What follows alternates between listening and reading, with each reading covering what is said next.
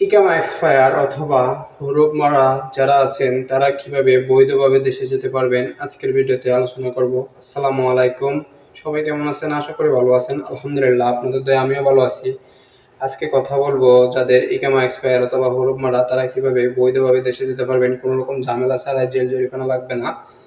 আপনি আপনার কফিল কোন অঞ্চলের সর্বপ্রথম এটা ভাববেন, ধরেন আপনার কফিল কি রিয়াদের নাকি জেদ্দার, এবং এর আন্ডারে যে সমস্ত অঞ্চল, ওই কোন অঞ্চলের আপনার কফিল কি।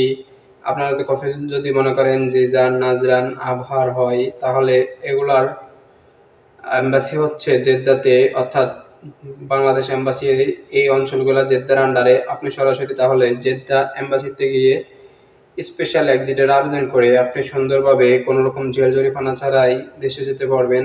আপনার কফিল যদি রিয়াদের এরিয়ার ভিতরে হয়, তাহলে আপনি রিয়াদ বাংলাদেশ এম্বাসিতে গিয়ে সরাসরি এক্সিটের আবেদন করে আপনি কোনো রকম জেল জরিমানা ছাড়াই দেশে যেতে পারবেন। এখন কথা হচ্ছে, এই এম্বাসি থেকে স্পেশাল এক্সিট নেওয়ার জন্য কতদিন সময় লাগতে পারে? এটা যদি বলতে যাই, কারো ক্ষেত্রে 1 মাস, কারো ক্ষেত্রে 2 মাস, কারো ক্ষেত্রে তারও বেশি সময় লাগে। আসলে এখানে তো অনেক ফাইল পড়ে থাকে। আপনার ফাইলটা যদি আগে থাকে, আপনার ফাইল কাজটা আগে হবে। তো এক্ষেত্রে সঠিক সময় বলা যাচ্ছে না, তার জন্য আন্তরিকভাবে দুঃখিত।